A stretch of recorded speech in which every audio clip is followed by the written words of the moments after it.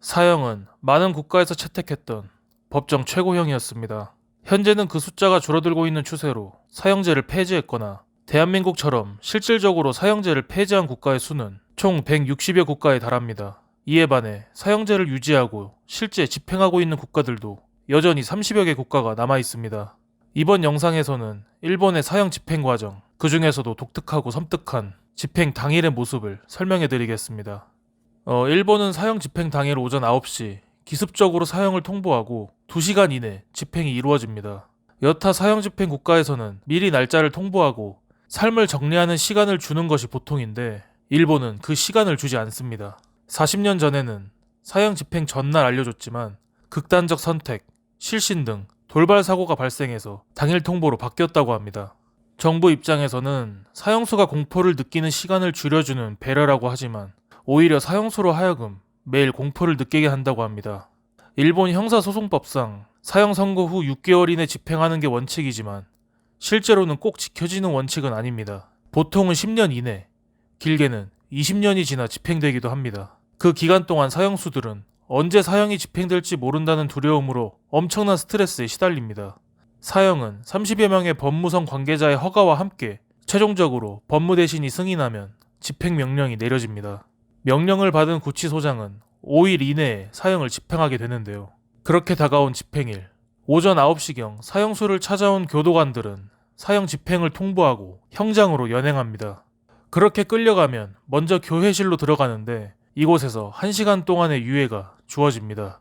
여기서 교회사와 얘기하거나 유서를 쓸 수 있고 간단한 다과나 담배도 필 수 있습니다. 모든 것을 거부하고 혼자 있는 경우도 많다고 합니다. 이후 전실로 들어가 공식적인 사형 집행을 통보받습니다. 이때부터 건너편 입회실에서 법무성 관계자가 사형 집행을 관찰합니다. 8.5m 거리에서 투명 유리를 통해 집행 과정을 확인합니다.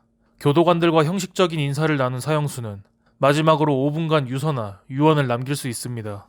5분이 지나면 눈 가리개와 수갑을 찬 뒤 바로 옆 집행실로 들어섭니다. 천장에는 로프가, 바닥에는 사각형의 발판이 있습니다. 빨간색 테두리 발판에 선 사형수는 양발이 묶이고 집행이란 명령과 함께 교도관 3명이 동시에 3개의 버튼을 누릅니다. 세 버튼 중 하나가 발판과 연결되어 있어 누가 집행했는지 모르는 구조입니다. 교도관의 정신적인 부담을 덜어주는 배려입니다. 발판 아래로 떨어진 사형수는 그렇게 숨을 거두고 발판 아래에 기다리던 2명의 교도관들은 떨어진 사형수를 고정하고 사망을 확인합니다. 사망 확인 5분 후 시신을 관에 넣어 가족들에게 인도합니다. 그리고 오전 11시경 언론에 발표하면서 사형 집행이 마무리됩니다. 사형 통보부터 발표까지의 모든 과정은 2시간 내외로 끝납니다. 참고로 해당 사형수에게 피해를 입은 유가족이나 지인들이 미리 신청하면 사형 날짜와 장소를 전화나 문서로 통지해준다고 합니다. 이 경우 언론보다 먼저 사형 집행 사실을 알 수 있다고 합니다. 사형수를 취재한 자료를 보면 사형수들이 제일 두려워하는 시간이 평일 아침이라고 합니다. 집행이 주말, 공휴일, 연말 연시를 제외한 평일에만 이루어지기 때문이었습니다. 평일 아침에 복도를 걷는 교도관의 발소리만 들리면 신경이 예민해지고 교도관이 평소와 다른 움직임이 보이면 민감하게 반응한다고 합니다. 언론에 공개된 한 사형수의 수기를 보면 사형수가 느끼는 아침의 공포를 엿볼 수 있습니다. 2월 21일 아침 청소를 끝낸 지 얼마 안 될 쯤이었다. 갑자기 복도에 수많은 구두 소리가 요란하게 울렸다. 지옥의 사자 같은 구두 소리. 순간 내 영혼이 떨렸다. 나는 빨려 들어갈 듯 문으로 다가갔다. 몸서리를 치며 사찰 구멍을 통해 복도 왼쪽을 살폈다.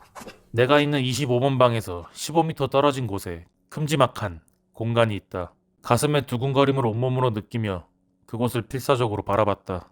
칸막이 뒤에서 사복 차림의 교육부장이 나타났다. 이어 제복관리가 10여 명 들어왔다. 그때 사무실에서 계장이 나왔다. 계장은 교육부장을 거수경례로 맞이했다. 그리고는 내 방 쪽을 가리키며 옆에 있는 간수에게 눈짓을 했다. 나는 숨이 막혔다. 더 이상 밖을 보고 있을 수가 없었다. 나는 튕기듯 문 옆을 떠났다. 목덜미에서 등줄기까지 오싹할 정도로 차가운 것이 달라붙어 있었다. 나는 책상에 기대 앉았다. 계장은 분명 25번 방을 가리켰다. 당황했지만 분명히 봤다. 나는 가슴속 경종을 들으며 정신없이 책상에 매달렸다. 허술한 책상이 덜컹거렸다. 빨리 왔구나 하는 생각도 들었다. Y도, M도, O도, K도 나보다 빨리 사형 선고를 받았는데 그런데도 내 쪽으로 왔다. 막다른 곳에서 일단 멈춰있던 구두 소리가 다시 일제히 울리기 시작했다. 지옥의 사자가 드디어 다가왔다. 이젠 소용없다. 금방 내 방 열쇠 구멍에 큰 열쇠가 꽂힐 것이다. 검은 제복의 관리들이 방 앞을 에워싼다. 교육부장에게 드디어 작별이라는 말을 듣는다. 그렇게 모든 것이 끝날 것이다. 몸단장을 하고 이끌려 형장에 간다. 싫다. 그것만은 용서해주세요. 양손에 수갑을 채우고 발끝까지 밧줄로 감아서 사형대에 세우는 것만은 용서해 주십시오. 제목에 밧줄을 걸고 공중에 매달리는 것만은 용서해 주세요. 그 밖에 보상이라면 어떤 일이든 할 테니까 그것만은 용서해 주세요. 양쪽 눈알을 빼라고 하시면 언제든지 꺼내드리겠습니다. 두 팔을 베고 떨어뜨리라고 하시면 기꺼이 드리겠습니다. 평생 이곳에 가둬도 괜찮습니다. 적어도 병에 걸려 자연스럽게 죽을 때까지는 이대로 살려주세요. 구두 소리가 일제히 그쳤다. 갑자기 고요해진 복도에서 열쇠 구멍에 커다란 열쇠를 꽂는 금소금이 들린다. 이어 문을 닫고 있던 쇠고랑이 덜커덕 아래로 떨어지는 소리가 들렸다. 하지만 그것은 내 방이 아니었다. 맞은편이었다. 어느 방이지? 아니, 어느 방이라도 좋다. 어쨌든 나는 아니었던 거야. 아니었어. 나는 살았구나. 가슴이 뜨거워졌다. 눈물이 북받쳤다. 그러나 이 눈물은 살아난 안도와 기쁨의 눈물이 아니었다. 창밖에는 밝은 태양이 빛나고 새들이 생명의 노래를 지저귀고 있는데 차가운 방에서 죽음의 겁을 먹고 신발 소리에 떨어야 하는 내가 갑자기 더없이 처참하게 느껴졌던 것이다. 게다가 높은 담장 너머에서는 기차 소리와 자동차 경적 등 활기찬 소리가 끊임없이 울렸다. 같은 인간으로 태어나 단 한 번의 비틀림이 이렇게까지 인생을 바꿔버리는 것이다. 나는 쏟아진 눈물을 몇 번이고 손등으로 닦았다. 이 수기를 쓴 사형수는 11년 뒤 사형이 집행됐습니다. 영상에 쓰인 사진들은 동경구치소 사형장으로 역사상 처음으로 언론에 공개되었을 때 찍힌 사진입니다. 건물 내 어디인지는 공개되지 않았으며 기자단은 커튼으로 창문이 가려진 미니버스로 이동했고 위치가 지하라는 것 말고는 어떠한 것도 알 수 없었습니다. 당일 통보 및 사형 집행. 일본은 이 기조를 앞으로 계속 유지할 것으로 보입니다. 2024년 사형수 2명이 일본 정부를 상대로 사형 집행 당일 고지는 받아들일 의무가 없다며 위헌 소송을 제기했는데요. 이에 일본 정부 측은 사형 고지에 대해 정한 법령은 없다.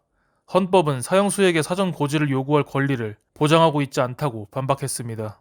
법원은 정부 손을 들어줬습니다. 재판부는 사형 확정자에게 집행 시기를 사전에 알 권리는 보장돼 있지 않다고 강조했습니다. 그러면서 당일 고지는 사형수 심적 안정이나 원활한 집행 측면에서도 합리적이라고 못 박았습니다. 일본 국민들은 여전히 대부분 사형제를 원하고 있는 것으로 보입니다. 2019년 이뤄진 국가 여론조사에서 사형제 존속은 어쩔 수 없다고 답한 사람이 80.8%에 달했습니다. 하지만 일각에서는 사형제를 다시 생각해야 한다는 의견도 나오고 있습니다. 오늘 준비한 내용은 여기까지입니다. 구독과 좋아요, 알림 설정은 저희에게 큰 힘이 됩니다. 들어주셔서 감사합니다.